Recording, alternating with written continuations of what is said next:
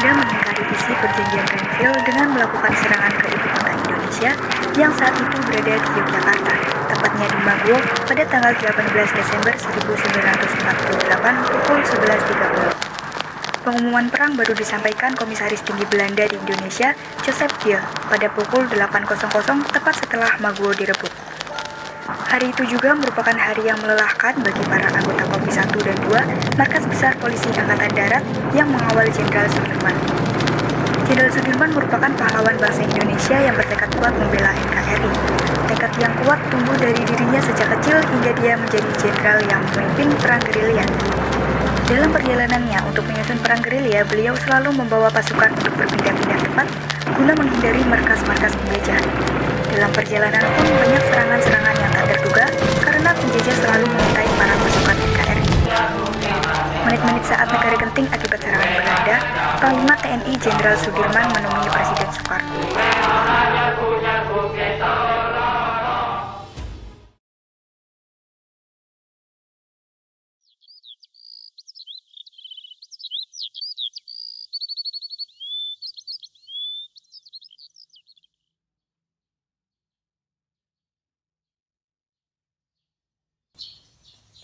Walah Pak, kenapa mondar-mandir begitu?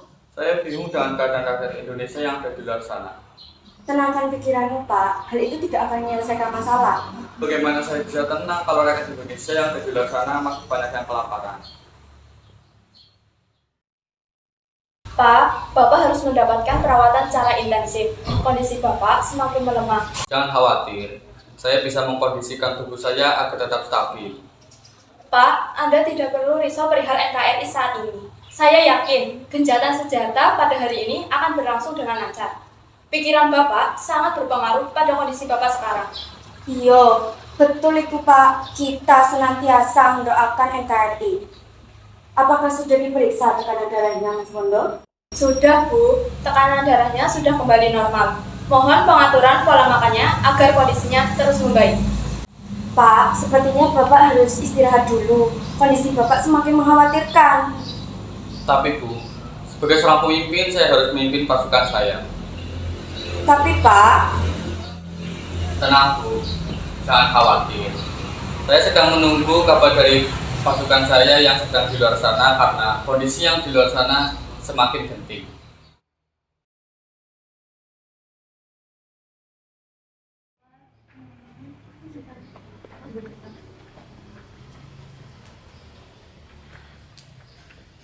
Beberapa waktu kemudian, tiba-tiba para prajurit Jenderal Sudirman muncul.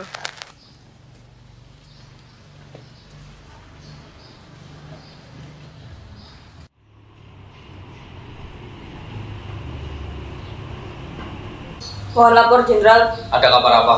Sebuah pabrik peniti di Lembuyangan yang dikira Markas ternyata hancur karena dibom. Terus bagaimana kondisi di sana?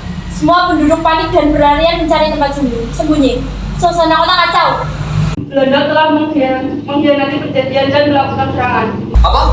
Sudah Pak, sudah. Tenangkan dirimu. Bapak masih sakit. Bagaimana saya bisa tenang? Saya sudah bersumpah untuk menjaga NKRI sampai akhir hayat. Iya, akan tetapi tenangkan dirimu Pak. Karena kalau kita gegabah, kita akan terkena akibatnya. Benar Jenderal, Jenderal sedang kurang sehat. Alangkah baiknya Jenderal memperhatikan kesehatan Jenderal terlebih dahulu. Jangan khawatir tentang masalah kesehatan saya. Lagi pula saya memang sudah tua. Saya tidak akan gegabah. Saya akan menunggu perintah dari Bapak Soekarno sebagai wujud ketaatan saya kepada beliau. Baiklah, izinkan kami mengawal Jenderal sampai kapanpun dengan penuh jiwa dan raga. Terima kasih.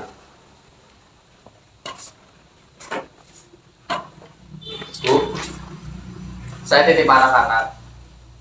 Jika terjadi hal-hal genting, bawa anak-anak ke keraton.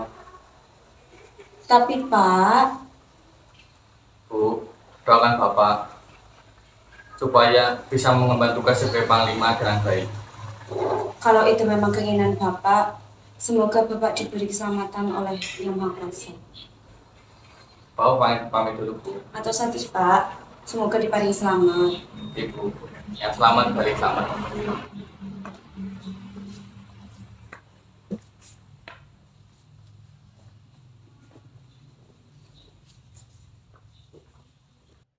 Sudirman dengan didampingi oleh pengawal dan dokter pribadinya pun segera menemui Presiden Soekarno untuk menunggu perintah dari Soekarno. Maaf, saya terlambat. Perjalanan dari Kaliurang tertahan oleh serangan udara Belanda yang dengan tidak tahu malu menyerang Yogyakarta di depan gedung delegasi KTN. Teman-teman wakil dari Australia sangat mengutuk. Pak Sudirman sudah datang. Dalam situasi teror seperti ini, sampaikan sama dia. Dia sedang sakit, ya. Baik, Pak.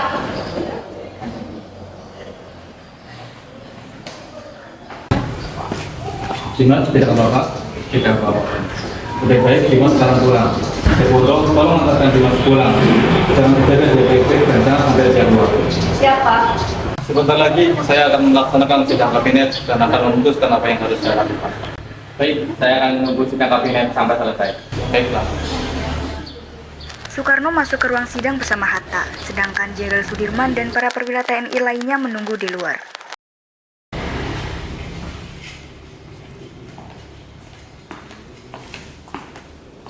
Bagaimana dengan hasil sidang, Pak? Saya sedang menunggu perintah. Hasil sidang kabinet telah sepakat.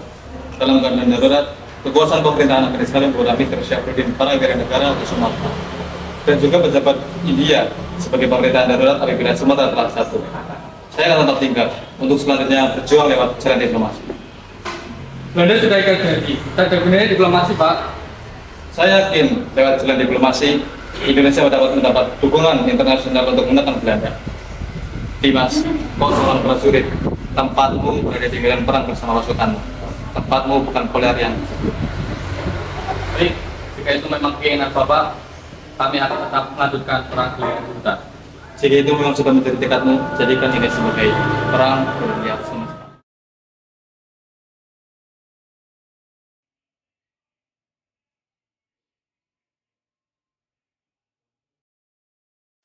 Jenderal Sudirman sangat bersemangat melanjutkan perjuangan sampai seluruh tentara Belanda benar-benar hengkang dari tanah air Indonesia.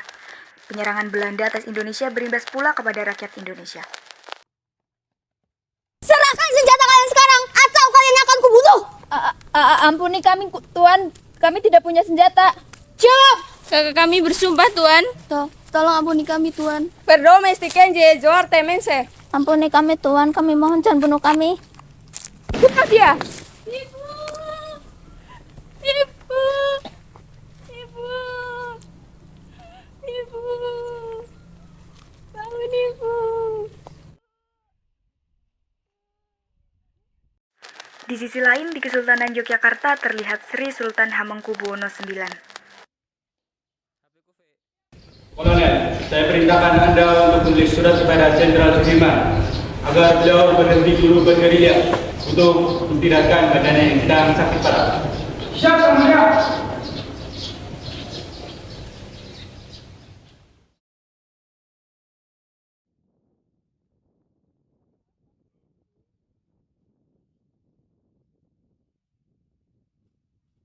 Lapor Jenderal, Presiden tetap tidak keluar kota, tapi dia ditahan oleh Belanda. Ini saya memberikan dana taktis yang tertinggal di markas. Serahkan saja pada Noli, dia yang mengurus semuanya. Baik Jenderal, segeralah beristirahat karena perjalanan kita masih sangatlah panjang.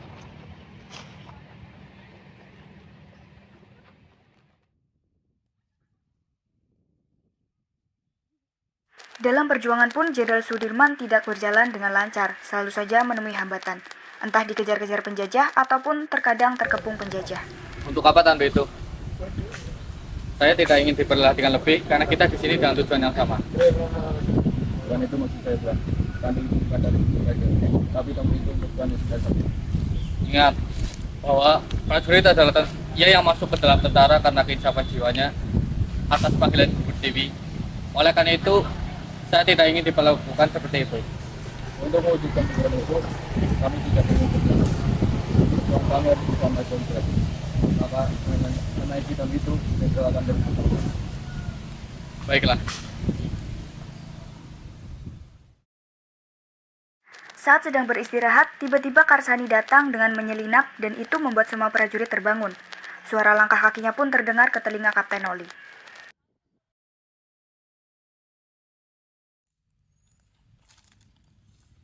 Siapa di sana? Iya. Keinginan Dinda. Saya Kapten. Karsani. Saya tadi sudah sampai Bandung mencari rombongan jenderal.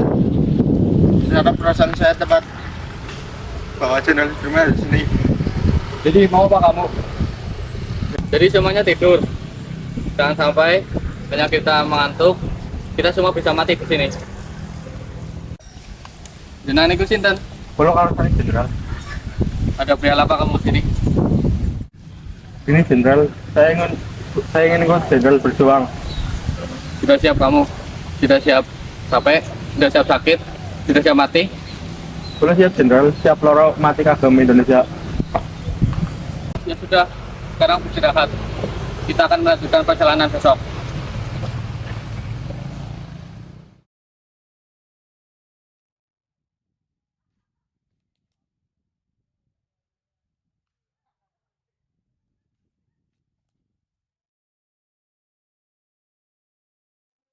Lapor. Karsani melihat markas banda di daerah sini.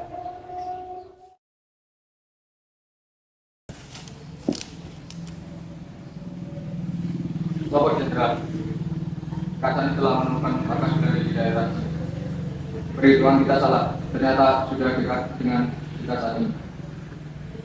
Baiklah, kita bergerak sekarang.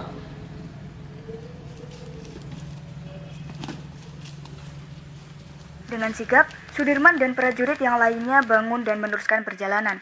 Dan seketika itu Belanda datang mencari-cari Jenderal Sudirman. Mana Sudirman? Kalau ku temukan dari sini, akan saya penggal kepalanya. Tadi di sini Tuan. Tadi saya bersama dengannya, tapi kok tidak ada.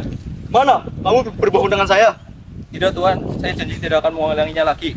Oh berdoa saya, kalau kamu berbohong dengan saya sekali lagi, akan ku tembak kepala kamu. Ayo, kita lanjut pencarian Sudirman.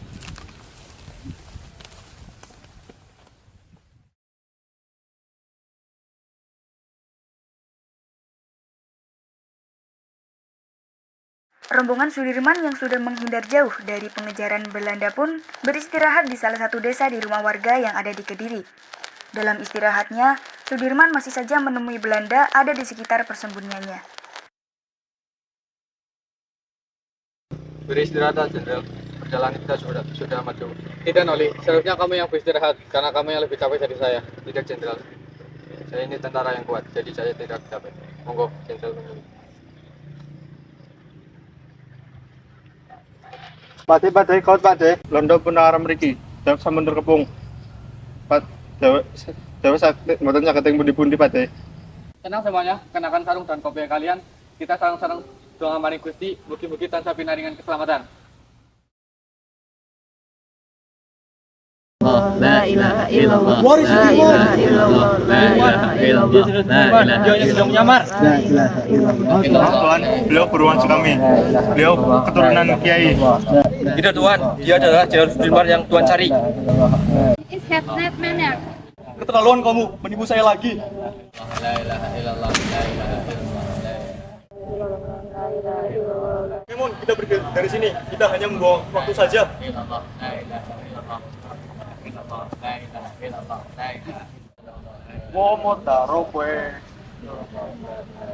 Sudah, mari kita makamkan si Parto dan melanjutkan perjalanan. Melihat hal ini, walaupun sedang sakit, Pak Sudirman selaku pemimpin tentara dan pemimpin pasukannya melaksanakan perang gerilya dengan gigih. Jenderal Sudirman menjadikan daerah Sobo, tepatnya di Bukit Gandrung, Desa Pakis Baru, Kecamatan Nawangan, Kabupaten Pacitan sebagai markas terakhir sebelum kembali ke Jogja. Noli, coba kamu menuju ke Keraton Yogyakarta, pantau situasinya seperti apa, dan serahkan surat ini kepada Sultan. Surat ini tentang serangan umum. Sesuai saran Sultan, kita akan menyerang keraton pada siang hari. Siap, laksanakan.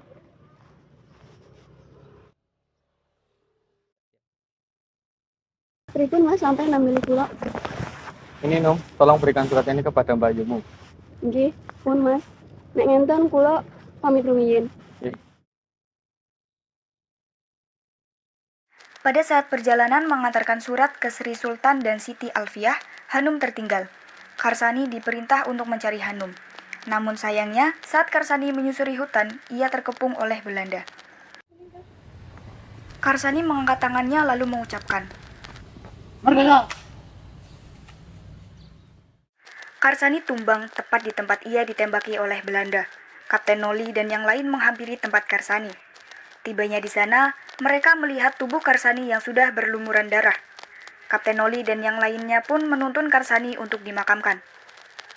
Pada tanggal 7 Mei 1949, perundingan Roemroyen ditandatangani oleh delegasi Republik Indonesia dan negara Belanda. Dalam perjanjian tersebut disebutkan bahwa tentara bersenjata Republik Indonesia harus menghentikan aktivitas gerilya. Presiden Soekarno juga secara pribadi menulis surat kepada Jenderal Sudirman untuk kembali ke Yogyakarta. Maaf Pak, saya diutus oleh Bung Karno untuk menjemput Bapak kembali ke Jogja karena kok keadaan Jogja sudah normal. Siapa yang hendak membeli saya? Orang yang berkhianat atau PTR yang ingin berjuang demi kemerdekaan? Melihat keputusan Roemroyen, Belanda hanya mundur 5 km dari Yogyakarta. Sementara utusan kita di PBB ingin mengosongkan Yogyakarta. Sungguh keputusan yang sangat cerdas. Menurut saya, kedudukan pemerintahan dan militer kita lebih baik. Oleh karena itu, tidak ada alasan untuk berhenti perang.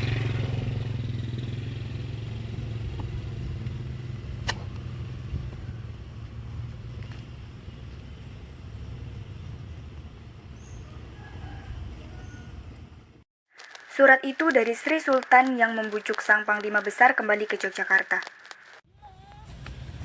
Pada kita harus berperang. Saya dan pasukan siap mendukung.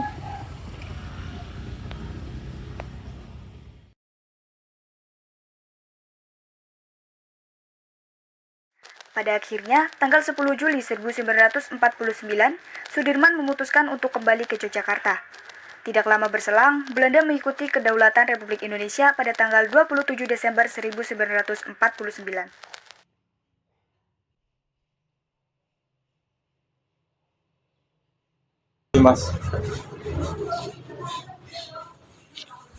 Dimas, sudah ambil foto saya sama Dimas?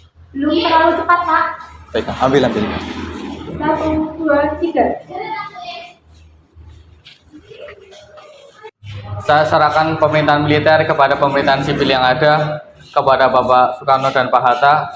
Izinkan saya untuk kembali menjadi tentara dan kembali bersama keluarga.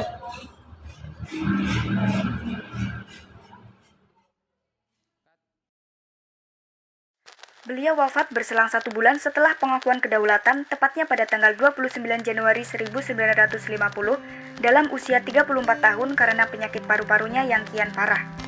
Strategi perang gerilya Jenderal Sudirman diakui dunia sebagai taktik perang gerilya terbaik.